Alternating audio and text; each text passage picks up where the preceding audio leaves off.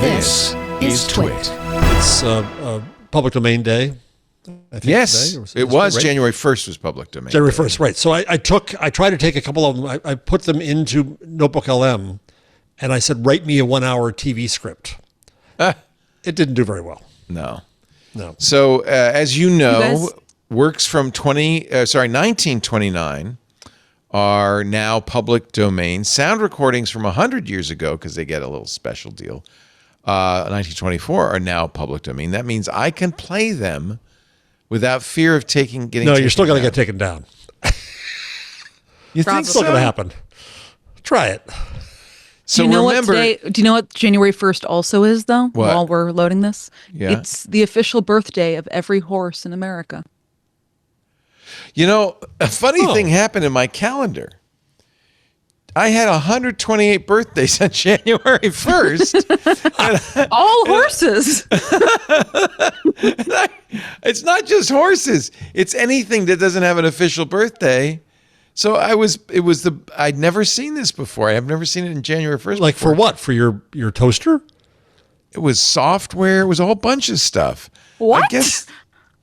I guess, I don't know. I use a program called Card Hop, and I do have birthdays in my calendar.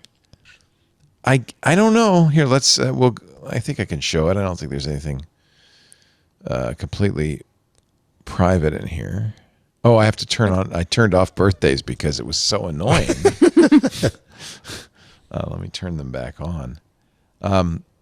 Yeah, I think it just by default. It was a weird thing. It just added. There's birthdays. It just. I guess if it didn't know a birthday, it added it in. So I'm now adding in all the birthdays. And then January 1st, wait a minute, I still don't see those. Huh. But literally, trust me, they were there. And it was uncommonly difficult to use my calendar on January 1st. It was jammed. So what is in the public domain? This song. Right, now, here's the key, by the way. The rights are held by both the music publisher, the artist, the performance is copied. So what you have to do is a song that is in the public domain and the performance is 100 years old. So here, for instance, is Jelly Roll Morton playing the Shreveport Stomp from 1924, a day that did not have good recording technology. But it was amazing in its time. And I can play it. No, I bet you it sounded good originally. This was someone's favorite song, so they played out the record. Oh, you think the record's played out? Well, you'd think that it wasn't as good as it's going to be today. How about Marian Anderson? This is from the Library of Congress. It ought to be a good recording. Let's hear. It's a little scritchy.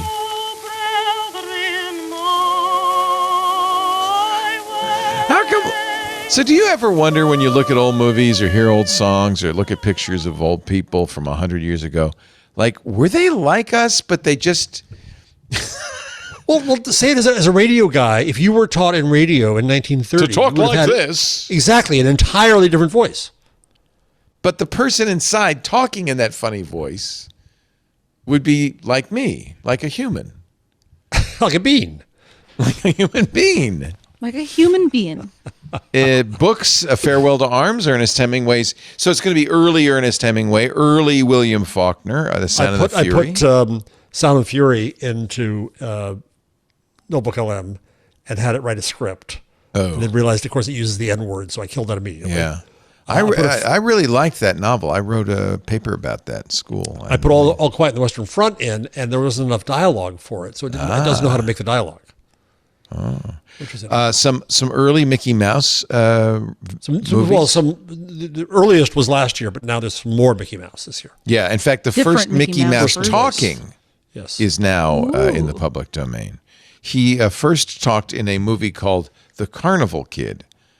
So here it is from the Wikimedia Commons.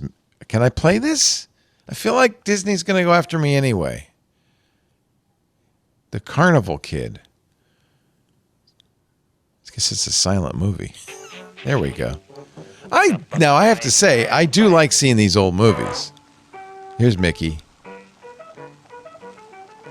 He's giving Minnie a hot dog. Some weird Freudian. Oh, And she took raised her skirt to give him money. This is money too much from for her me. stocking. He's making the universal symbol for.